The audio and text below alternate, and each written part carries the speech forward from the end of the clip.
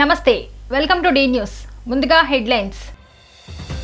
Counting ఏర్పాట్లపై దృష్టి సారించిన రాష్ట్ర ఎన్నికల ప్రధానాధికారి ముఖేష్ కుమార్ మీనా డీజీపీ హరీష్ కుమార్ గుప్తాతో కలిసి పల్నాడు జిల్లా పర్యటన. గత 2 రోజులుగా విజయవాడలో కలుషిత నీరు ప్రబలడం వల్ల మొగల్రాజ్పురంలో 3 మృతి. ఘటనపై స్పందించిన డిఎంహెచ్ఓ సుహాసిని. సీఎం జగన్పై రాయి దాడి కేసు నిందితుడికి కోర్టు బెయిల్ మంజూరు.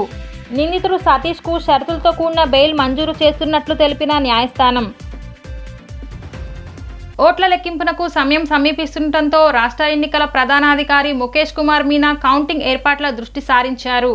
డీజీపీ హరీష్ కుమార్ గుప్తాతో కలిసి పల్నాడు జిల్లాలో పర్యటించారు. మొదటగా కౌంటింగ్కు చేపట్టిన చర్యలపై అధికారులతో సమీక్ష నిర్వహించారు. అనంతరం నరసరావుపేట మండలం కాకానీలో జేఎన్టీయూ కళాశాలకు వెళ్లారు.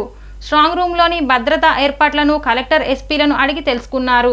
రాష్ట్రంలో ఓట్ల లెక్కింపునకు అధికార యంత్రాంగం పటిష్టమైన ఏర్పాట్లు చేస్తోంది. జూన్ 4న ఓట్ల లెక్కింపు సజావుగా సాగటానికి అధికారులు తగు చర్యలు తీసుకుంటున్నారు. ఈ మేరకు రాష్ట్ర ఎన్నికల ప్రధానాధికారి ముఖేష్ కుమార్ మీనా కౌంటింగ్ ఏర్పాట్లపై ప్రత్యేక దృష్టి సారించారు. వరుసగా జిల్లాల్లో పర్యటిస్తూ అధికారులకు సమీక్ష నిర్వహిస్తున్నారు. అదేవిధంగా స్ట్రాంగ్ రూమ్స్లో భద్రతా ఏర్పాట్ల గురించి సైతం తెలుసుకుంటున్నారు. పల్నాడు జిల్లాలో రాష్ట్ర ఎన్నికల కమిషనర్ ముఖేష్ కుమార్ మీనా, రాష్ట్ర డీజీపీ హరీష్ కుమార్ గుప్తాలు పర్యటించారు. జూన్ 4న తేదీ జరగనున్న ఎన్నికల కౌంటింగ్ ఏర్పాట్లపై పరిశీలన చేశారు. స్ట్రాంగ్ రూమ్స్, ఎన్నికల కౌంటింగ్ నిర్వహణ, భద్రతా ఏర్పాట్లను సీఈఓ ముఖేష్ కుమార్ మీనా, డీజీపీ హరీష్ కుమార్ గుప్తాలు, కలెక్టర్ శ్రీక్రేష్ బాలాజీ లట్కర్, ఎస్పీ మాలికా గార్గ్లను అడిగి తెలుసుకున్నారు. కౌంటింగ్ కేంద్రంలో ఏర్పాట్లపై సీఈఓ, డీజీపీలకు జిల్లా కలెక్టర్ శ్రీక్రేష్ బాలాజీ లట్కర్, ఎస్పీ మల్లికా గార్గ్ తదితర అధికారులు వివరించారు.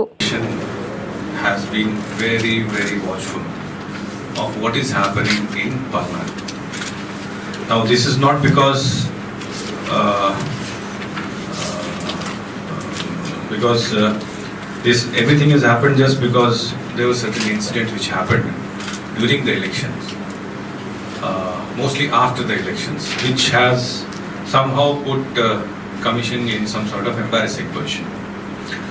We had identified this district as one of the most critical districts, along with some 2-3 more districts, and forces were also provided, 100% broadcasting was also done. So to a large extent, I would say, and I would appreciate the officers also, that to a large extent we were able to control situation on the poll day. There were incidents, some incidents were there, 7 polling stations damage to the machine happened, but I was, on that day also, I was in touch with the SP, I was in touch with the RO here, Shyam Prasad, and I was in touch with the collector also. And in all these polling stations, situation was brought under control. Polling continued with new machines, and we were able to conduct, and I again appreciate all the officers present here, that we were able to conduct elections in this district with huge turnout and without a single fever. That is the achievement of the district officials. However, post-election, because of some reasons, there were some incidents which went viral all over the country, went to the notice of Election Commission, and after that Election Commission had to enter into the picture and then take action against the certain officers. Now that anyway the new collectors and SP, they have been properly briefed about the whole situation. They are now the situation is under their grip now. They are concentrating on arrest and then cases in the court and some high court cases also. These are all procedural parts which we have to take action as early as possible, so that we can again win over the confidence of the Election Commission, and also give them confidence that yes, we will be able to conduct the counting, because the final part of election is counting, and counting day and post counting day. These are the post counting, some days after counting also. These are the days where again we have to fully concentrate ourselves, focus ourselves to ensure that nothing happens this time. గత 2 రోజులుగా విజయవాడలో కలుషిత నీరు ప్రబలడం వల్ల మొగల్రాజ్పురంలో 3 మృతి చెందిన ఘటన స్థానికంగా కలకలం రేపింది. కలుషిత నీటి కారణంగానే మృతి చెందారని మృతుల తరపున బంధువులు ఆరోపిస్తున్నారు. ఈ ఘటనపై డిఎంహెచ్ఓ సుహాసిని స్పందిస్తూ మొగల్రాజ్పురం కొండ ప్రాంతంలో మంచినీటి పరీక్షలు నిర్వహిస్తున్నామని తెలియజేశారు. మృతి చెందిన బాధితులు ఎలా చనిపోయారో వివరాలు సేకరించి మీడియాకు తెలియజేస్తామని చెప్పుకొచ్చారు. విజయవాడ మొగల్రాజ్పురం పడమట వీధిలో డయేరియాతో ఒక పురుషుడు 2 మహిళలు మృతి చెందిన ఘటన స్థానికంగా కలకలం రేపింది. వాంతులు విరోచనాలతోటి 3 మృతి చెందారని స్థానికులు ఆరోపిస్తున్నారు. ఈ ఘటనలో మొత్తం 26 మందికి అస్వస్థత కాగా 3 మృతి చెందారు. ప్రభుత్వ ఆసుపత్రిలో 1, ప్రైవేట్ ఆసుపత్రిలో 3 కోలుకుంటున్నారని అధికారుల ప్రాథమిక సమాచారం. ఈ ఘటనపై డిఎంహెచ్ఓ సుహాసిని మాట్లాడుతూ మృతి చెందిన 3 సహజ మరణాలేనని చెప్పుకొచ్చారు. మొగల్రాజ్పురం వాసి వల్లూరి దుర్గారావు మృతిపై కలుషిత నీటి ప్రభావం ఉండవచ్చని అభిప్రాయం వ్యక్తం చేశారు. దీనిపై ప్రాథమిక సమాచారం కొరకు మొగల్రాజ్పురం కొండ ప్రాంతంలో మంచినీటి పరీక్షలు నిర్వహిస్తున్నామని తెలియజేశారు. ఆసుపత్రిలో కోలుకుంటున్న వారిపై ప్రత్యేక శ్రద్ధ తీసుకోవాల్సిందిగా హాస్పిటల్ వర్గాలు ఆదేశాలు జారీ చేశామని చెప్పారు.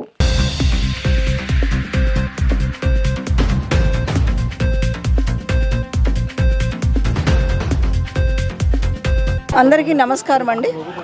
మొగల్రాజ్పురం ఏరియాలో మాకు సోమవారం మధ్యాహ్నం ఇక్కడ మోషన్స్ వాంతులు అవుతున్నాయనే విషయం మాకు ఇక్కడున్న మెడికల్ ఆఫీసరు ఇక్కడున్న స్టాఫ్ వల్ల మాకు తెలుసుకొని మేమందరం కూడా మా వైద్య సిబ్బంది అందరం కూడా ఇక్కడికి రావడం జరిగింది.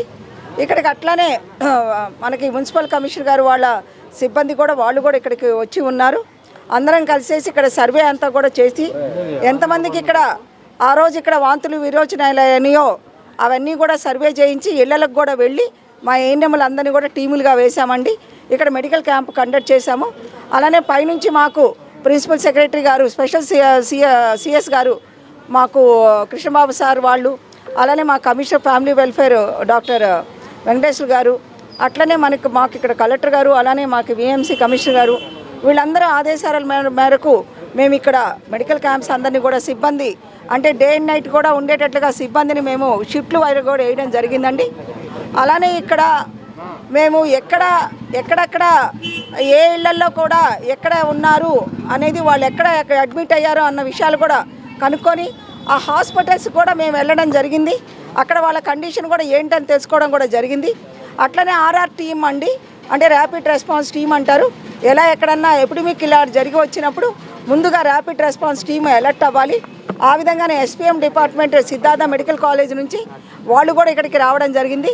వాళ్ళతో పాటు స్టేట్లో అడిషనల్ డైరెక్టర్ గారు మనం సుబ్రహ్మణ్యేశ్వర మేడం గారు, అట్లానే మాకు జాయింట్ డైరెక్టర్ గారు, అట్లానే స్టేట్ ఎపిడమిక్ ఐడిఎస్పీ సెల్, అలానే డిస్టిక్లో ఉన్న ఎపిడమిక్ టీము, ఐడిఎస్పీ టీము మేమందరం కూడా వెంటనే మేము అలర్ట్ అయిపోయి నిన్నంతా కూడా సర్వే అన్నీ చేసి అన్ని హాస్పిటల్స్ కూడా తిరిగి ఎక్కడెక్కడ ఉన్నారు ఏంటని కూడా అన్నీ కూడా కనుక్కొని అలానే సూపరింటెండెంట్ జీజీహెచ్ గారితో కూడా వాళ్ళతో కూడా మాట్లాడి అక్కడ కూడా ఒక 30 పడకలు స్పెషల్గా ఇలా ఏదన్నా బాత్తో అక్కడికి వెళ్ళినప్పుడు వెంటనే వాళ్ళని అక్కడ అడ్మిట్ చేసి అక్కడ చూసే విధంగా అక్కడ కూడా ఒక స్పెషలిస్ట్ టీమ్ని ఒక 6 స్పెషలిస్ట్ టీమ్ని వేసి under the supervision of gastroenterologist అక్కడ పెట్టడం జరిగిందండి. సీఎం జగన్పై దాడి కేసు నిందితుడికి కోర్టు బెయిల్ మంజూరు చేసింది.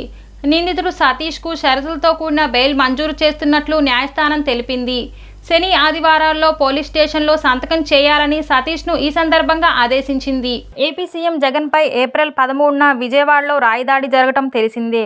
ఈ కేసులో నిందితుడు సతీష్కు విజయవాడ 8వ అదనపు జిల్లా కోర్టు నేడు బెయిల్ మంజూరు చేసింది. ఈ కేసులో నిన్న వాదనలు పూర్తి కాగా తీర్పును నేటికి రిజర్వ్ చేశారు. ఈ నేపథ్యంలో న్యాయమూర్తి నేడు తీర్పు వెలువరించారు. నిందితుడు సతీష్కు షరతులతో కూడిన బెయిల్ మంజూరు చేస్తున్నట్లు తెలిపారు. శని ఆదివారాల్లో పోలీస్ స్టేషన్లో సంతకం చేయాలని సతీష్ను ఈ సందర్భంగా కోర్టు ఆదేశించింది. 50,000 రూపాయల చొప్పున 2 పూచీకత్తులు సమర్పించాలని స్పష్టం చేసింది. సతీష్ ప్రస్తుతం జైల్లో రిమాండ్ ఖైదీగా ఉన్నాడు. బెయిల్ ఉత్తర్వులు జైలు అధికారులకు అందిన తర్వాత అతను విడుదల కానున్నాడు.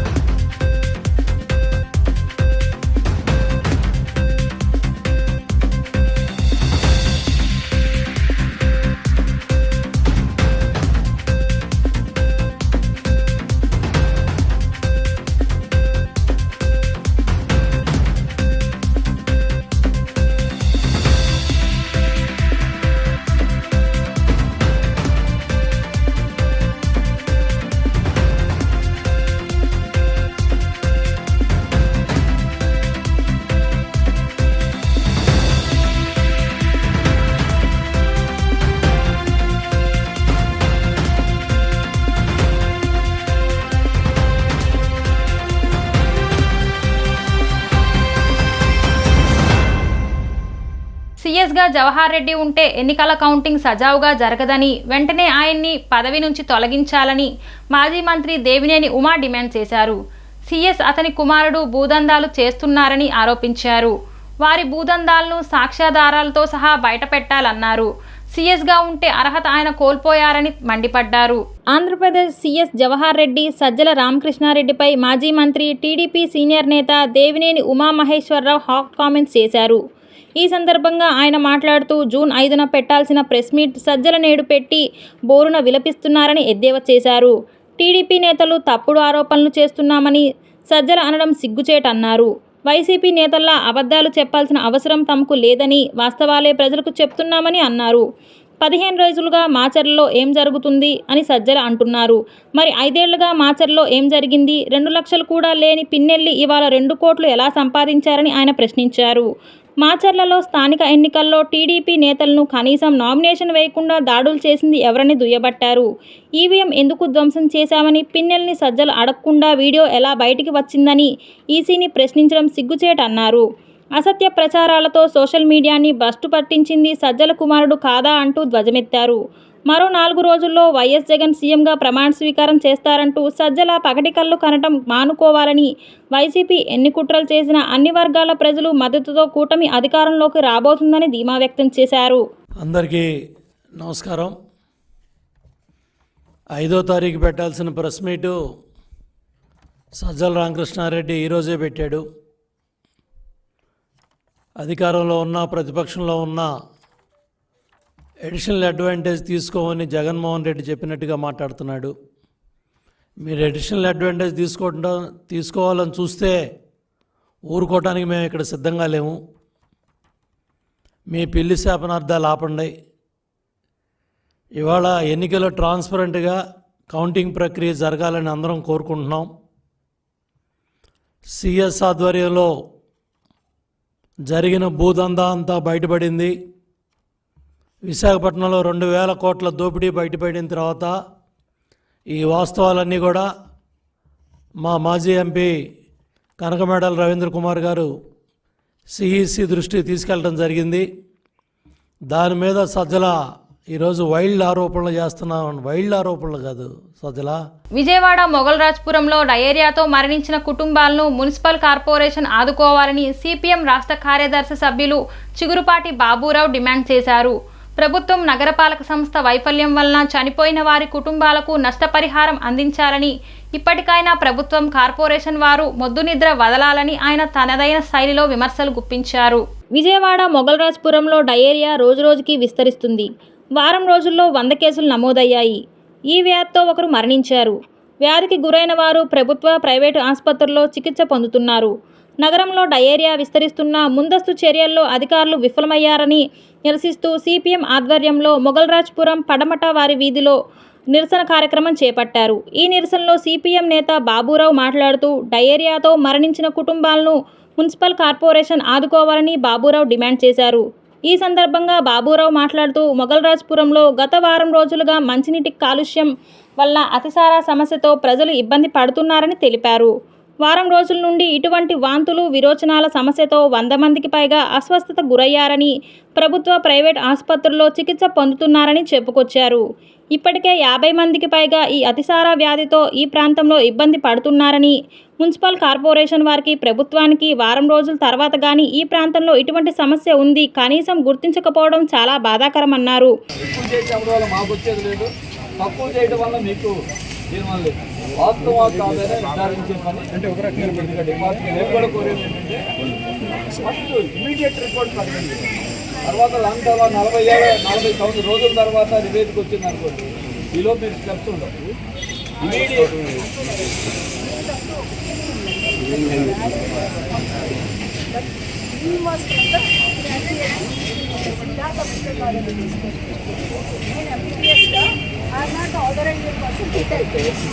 ఇప్పుడు జరిగింది 4 రోజులు అయింది కదమ్మా. 4 రోజుల్లో కొన్ని ఏజ్ అయినా 4 రోజుల్లో ఇమీడియట్గా, ఎందుకంటే వాటర్ ఇక్కడ కంటామినేషన్ ఉంది అంటే ఉంటుంది అనుకోమ్మా. లేదు ఇంకో కారణం అయిందనుకోండి, గ్రౌండ్ వాటర్ అనుకోండి, గ్రౌండ్ వాటర్ సర్ఫేస్ వాటర్ అనుకోండి, దాంట్లో వచ్చే మొగల్ రాజపురానికి వచ్చే వాళ్ళంతా మన మధ్య కోటులో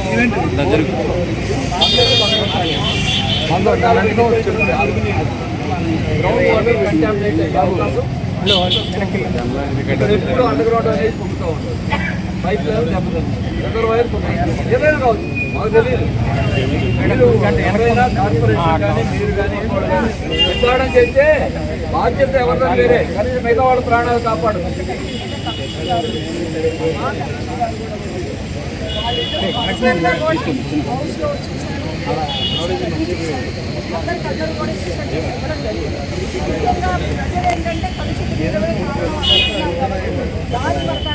మన తల కొంచెం పక్కన పెట్టి మీకు మీ లెక్క ప్రకారం ఏది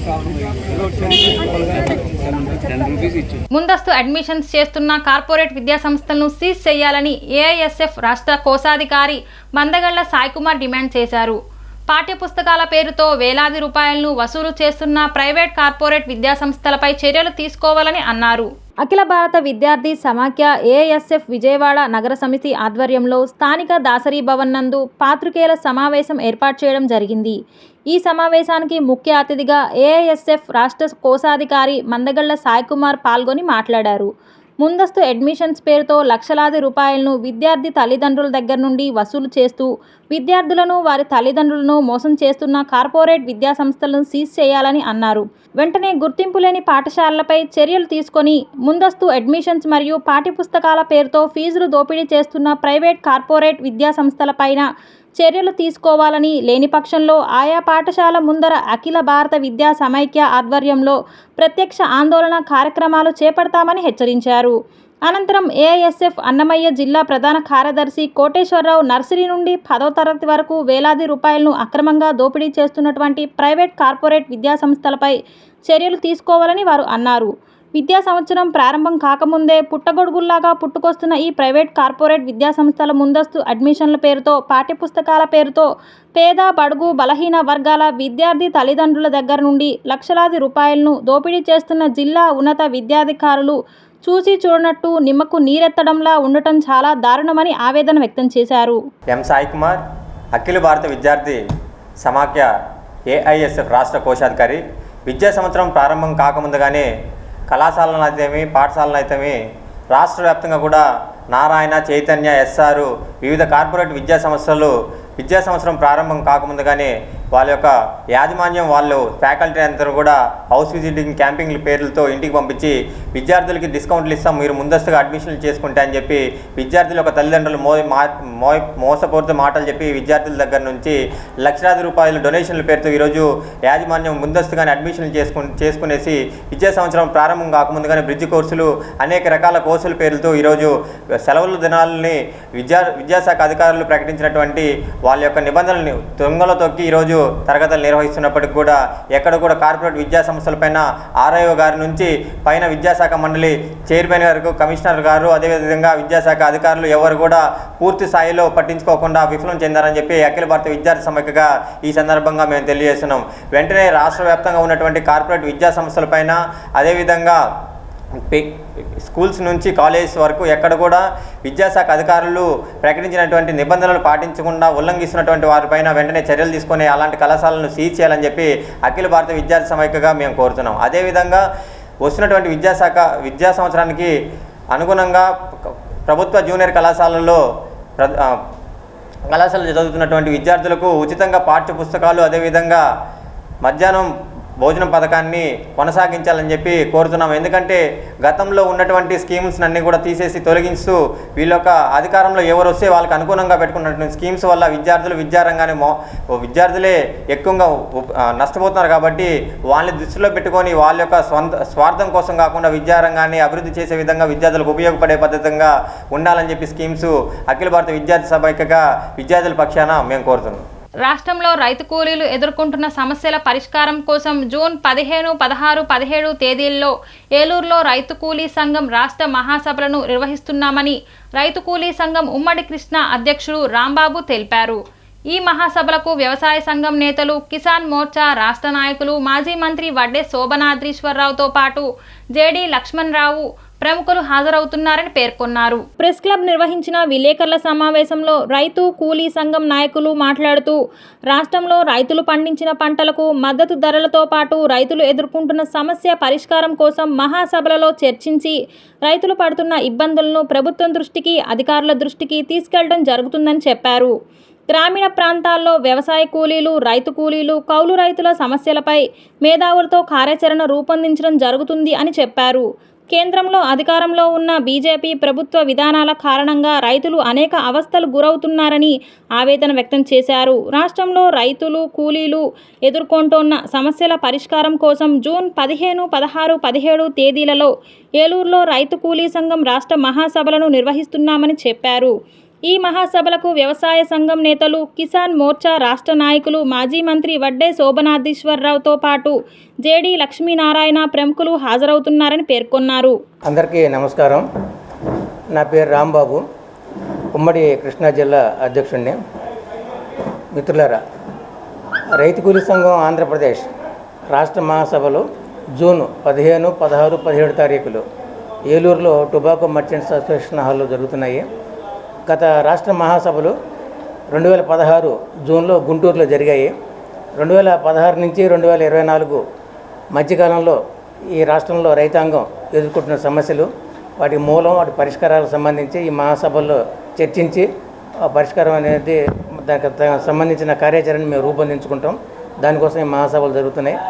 దీనికి మా రాష్ట్ర అధ్యక్ష కార్యదర్శులు కామ్రేడ్ ఝాన్సీ గారు, అట్లనే సెక్రటరీగా ఉన్న నాగరాజు గారితో పాటు అనేక మంది వామపక్ష పార్టీలో ఉన్న రైతాంగ ఉద్యమాల్లో పాల్గొన్నటువంటి నాయకులు, ప్రజాతంత్ర మేధావులు వస్తున్నారు.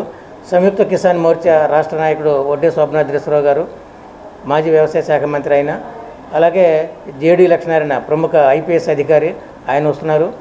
Retired agricultural professor N Venugopalarao గారు, ఇలాంటి మేధావులు, ప్రజాతంత్రవాదులు కూడాను ఈ మహాసభలకు వచ్చి వాళ్ళ సందేశాలు అవి ఇస్తారు.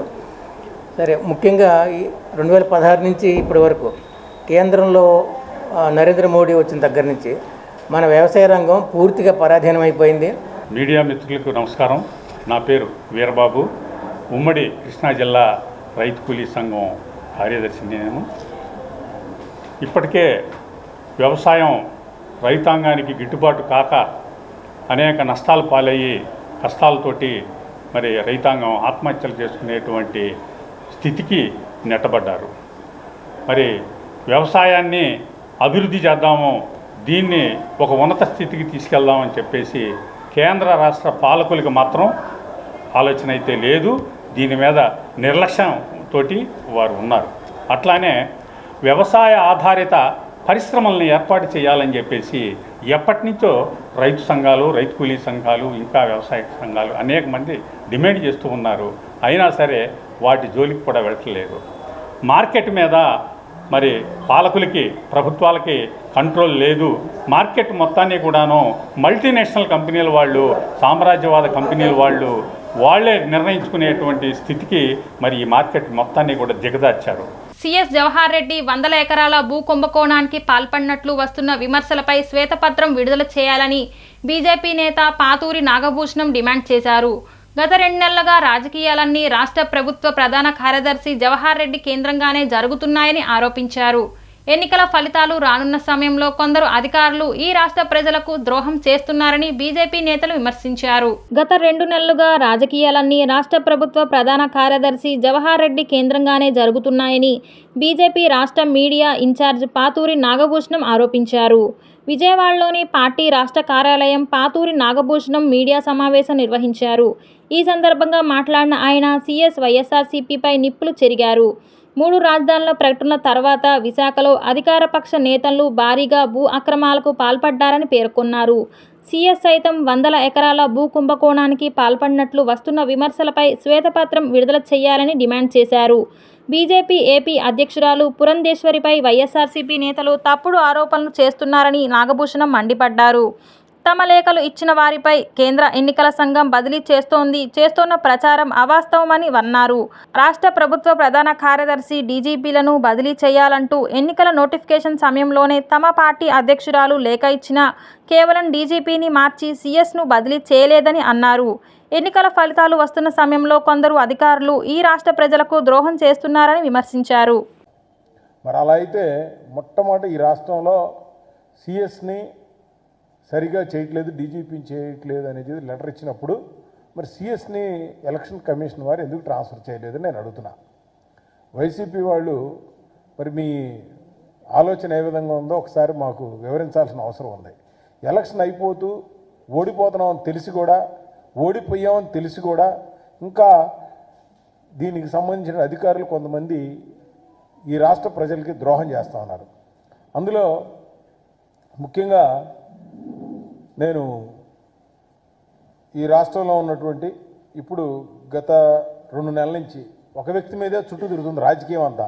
మామూలుగా పొలిటీషియన్స్ చుట్టూ రాజకీయాలు జరుగుతాయి, లేదా ఒక స్టార్ చుట్టూ తిరుగుతాయి. కానీ ఇక్కడ ఒక ఐఏఎస్ ఆఫీసర్ సిఎస్ చుట్టూ తిరుగుతుంది ఆంధ్రప్రదేశ్ రాజకీయం. ఇది చాలా విచిత్రంగా ఉంది అసలు. ఇది చర్చ్ ఆఫ్ గాడ్ ఆధ్వర్యంలో ప్రపంచవ్యాప్తంగా 1475 రక్త శిబిరాన్ని నిర్వహిస్తున్నామని, ఈ శిబిరంలో రక్తదాతలు ఇచ్చిన రక్తంతో లక్షల మంది ప్రాణాలను నిలిపే ప్రయత్నం చేస్తున్నామని ఎన్టీఆర్ జిల్లా అదనపు డిఎంహెచ్ఓ ఉషారాణి తెలిపారు. ప్రతి ఒక్కరూ రక్తదానం చేయటం వల్ల ప్రమాదంలో ఉన్న వారి ప్రాణాలు కాపాడతారని చెప్పారు. నగరంలోని ఒక హోటల్లో world machine society church of God ఆధ్వర్యంలో నైట్రో బ్లూ కంపెనీ సహకారంతో మెగా రక్తదాన శిబిరాన్ని కార్యక్రమం ప్రారంభించారు. దాతలు రక్తదాన శిబిరానికి పెద్ద ఎత్తున తరలి వచ్చి శిబిరంలో పాల్గొన్నారు. ఈ సందర్భంగా చర్చ్ ఆఫ్ గాడ్ ప్రతినిధులతో పాటు ఎన్టీఆర్ జిల్లా అదనపు డిఎంహెచ్ఓ ఉషారాణి మాట్లాడుతూ ఒకరిచ్చే రక్తదానం 3 ప్రాణాలు నిలుపుతుందని చెప్పారు. ప్రతి ఒక్కరూ 6 నెలలకు ఒకసారి రక్తం ఇవ్వటం వల్ల వారు మరింత ఆరోగ్యంగా ఉంటారని, ఈ రక్తదాన శిబిరంలో రక్తదాత ఇచ్చిన రక్తంతో లక్షల మంది ప్రాణాలను నిలిపే ప్రయత్నం చేస్తున్నామని చెప్పారు.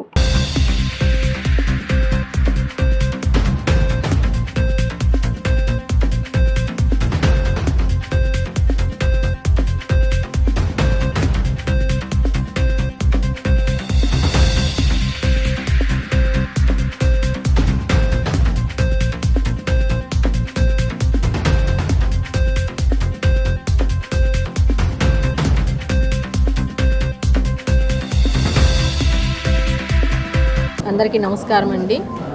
ఈరోజు మనం ఇక్కడ mission society, world mission society church of God దేవుని సంఘం వారి ద్వారా వారి 60వ వార్షికోత్సవం సందర్భంగా ఇక్కడ ప్రపంచవ్యాప్తంగా 1475 రక్తదాన శిబిరంని ఇక్కడ ఏర్పాటు చేసుకోవడం జరిగింది. ఇది మనకి గవర్నమెంట్ బ్లడ్ బ్యాంక్ వారి ద్వారా మనం ఇక్కడ కండక్ట్ చేసుకుంటూ ఉన్నాము. ఇప్పటి వరకు కూడా దాదాపు 50 మంది రిజిస్టర్ చేసుకున్నారు. ఇంకొక 100 మంది, అంటే ఈరోజు దాదాపుగా 150 మంది వరకు స్వచ్ఛందంగా రక్తదానం చేయడానికి ఇక్కడికి వచ్చారు. ఈ సందర్భంగా ఈ దేవుని సంఘం యొక్క పెద్దలైన జేమ్స్ గారికి, అలానే పీటర్ గారికి, వారి సంఘ సభ్యులందరికీ మా గవర్నమెంట్ డిపార్ట్మెంట్ బ్లడ్ బ్యాంక్ తరపున చాలా కృతజ్ఞతలు తెలియజేస్తున్నానండి. ఎందుకంటే మనకి దాదాపు ఒక గవర్నమెంట్ బ్లడ్ బ్యాంక్ ద్వారా గవర్నమెంట్ హాస్పిటల్కే నెలకి 600 వరకు మనం బ్లడ్ యూనిట్స్ సప్లై చేయడం జరుగుద్ది. అలానే జిల్లా వ్యాప్తంగా అయితే మనకి 2500 నుంచి 3000 యూనిట్లు రఫ్గా మనకి అవసరం ఉంటుంది. మొదటిగా ఈ యొక్క రక్తదాన శిబిరం చేయడానికి అవకాశం ఇచ్చిన దేవుడు హృదయపూర్వక ధన్యవాదాలు చెల్లించుకున్నాను. నేను world mission society church of God దేవుని సంఘం నుంచి నేను మిషనరీని మాట్లాడుతున్నాను. ఈ యొక్క దేవుని సంఘం అనేది ఇక్కడ మాత్రమే కాదు, ప్రపంచం అంతటా కూడా ఉంది. 175 దేశాలలో 3.7 మిలియన్ ప్రజలు దేవుని సంఘంలో ఉన్నారు.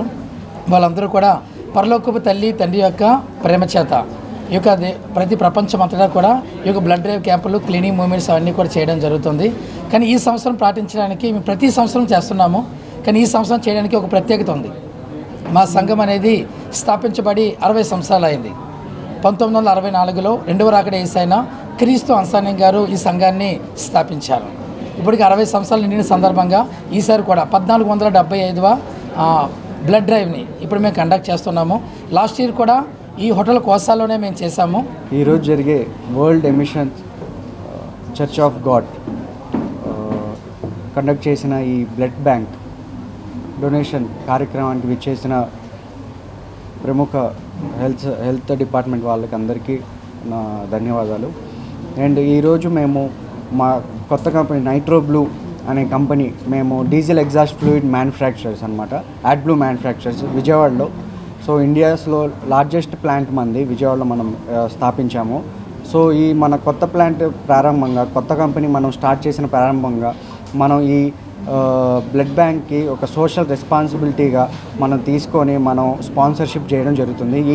ఈ పాఠంలో, ఈ భాగంలో మేము కూడా ఒక భాగంగా మమ్మల్ని గుర్తించి చర్చ్ ఆఫ్ గాడ్ వాళ్ళు మమ్మల్ని జూన్ 15-16 తేదీల్లో బెంగళూరులో దక్షిణ భారత్ ఉత్సవ్ 2024 అత్యంత ఘనంగా నిర్వహించేందుకు ఏర్పాట్లు సిద్ధం చేసినట్లు ప్రతినిధులు తెలిపారు.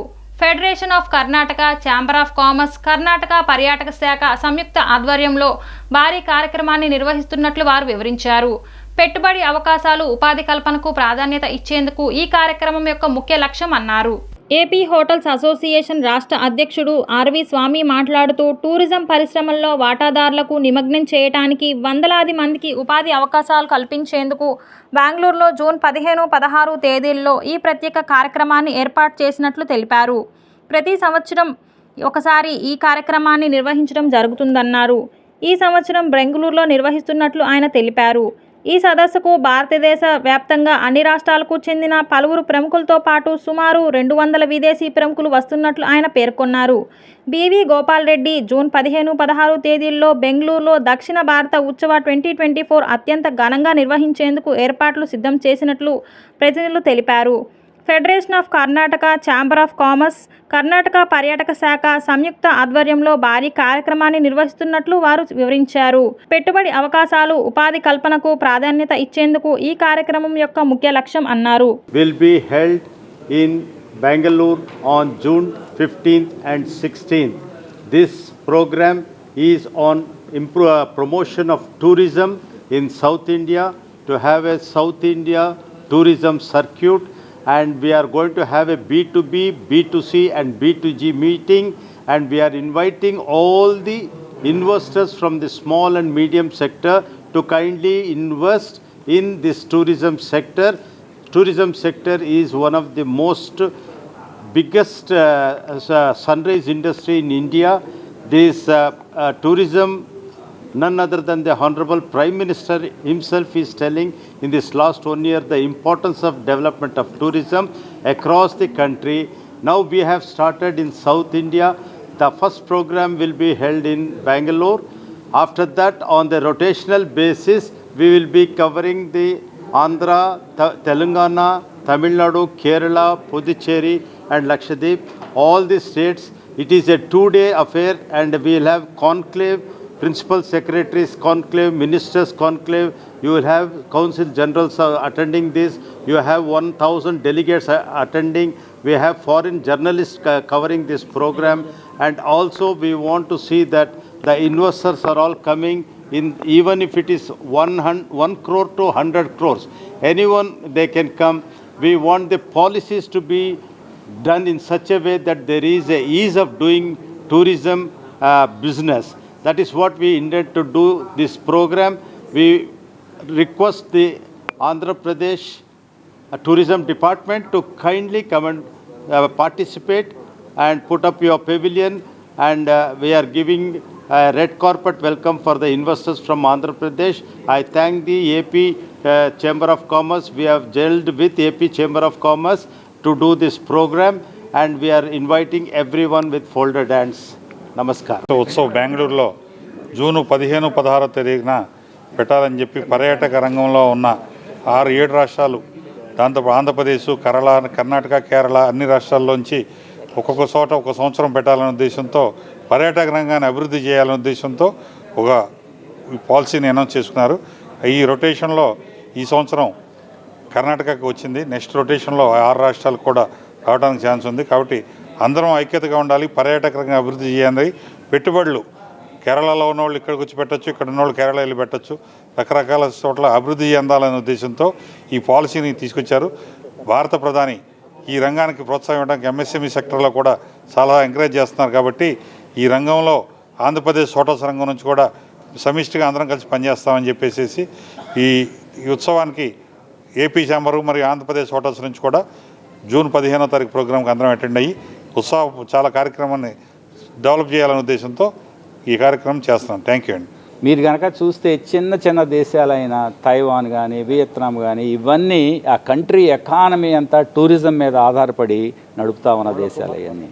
మనకి 140 కోట్ల ప్రజలు ఉన్నారు. అది కాకుండా ప్రపంచంలో ఏ దేశంలో లేని టూరిస్ట్ డెస్టినేషన్స్ ఇక్కడ మీరు ఏ రకమైనది తీసుకున్నా సరే మనకు అట్లాంటి అవకాశాలు ఉన్న సెక్టార్స్ ఇది. కానీ దానికి అనుకున్నంతగా అభివృద్ధి చెందలేదు. గవర్నమెంట్ ఇప్పుడు రియలైజ్ అయ్యి, సెంట్రల్ గవర్నమెంట్ కూడా రియలైజ్ అయ్యి దీనికి బ్రహ్మాండమైన ప్రోత్సాహాలు, ప్రైమ్ మినిస్టర్ పర్సనల్గా దీని సెక్టార్ని అభివృద్ధి చేయాలని నిర్ణయించటం, దానికి అనుగుణంగా స్టేట్స్ కూడా ముందుకు రావటం. ఈవేళ సౌత్ ఇండియా దక్షిణ భారత ఉత్సవం అని చెప్పి ఈ సౌత్ ఇండియాలో ఉన్న టూరిజం పొటెన్షియాలిటీని ప్రమోట్ చేయాలనే ఉద్దేశంతో ఈ Karnataka federation of chambers initiate తీసుకుని ఇది ఒక బ్రహ్మాండమైన కార్యక్రమాన్ని చేస్తున్నారు. ప్రజలకి అవేర్నెస్ తీసుకురావటం, అలాగే ఇన్వెస్టర్స్ను కూడా అట్రాక్ట్ చేయటం. బులెటిన్ ముగించే ముందు ముఖ్యాంశాలు మరొకసారి. కౌంటింగ్ ఏర్పాట్లపై దృష్టి సారించిన రాష్ట్ర ఎన్నికల ప్రధానాధికారి ముఖేష్ కుమార్ మీనా డీజీపీ హరీష్ కుమార్ గుప్తాతో కలిసి పల్నాడు జిల్లా పర్యటన. గత 2 రోజులుగా విజయవాడలో కలుషిత నీరు ప్రబలడం వల్ల మొగల్రాజ్పురంలో 3 మృతి. ఘటనపై స్పందించిన డిఎంహెచ్ఓ సుహాసిని. సీఎం జగన్పై రాయిదాడి కేసు నిందితుడికి కోర్టు బెయిల్ మంజూరు. నిందితుడు సతీష్కు షరతులతో కూడిన బెయిల్ మంజూరు చేస్తున్నట్లు తెలిపిన న్యాయస్థానం. డి న్యూస్కి సమాప్తం. మళ్ళీ నెక్స్ట్ బులెటిన్లో కలుద్దాం.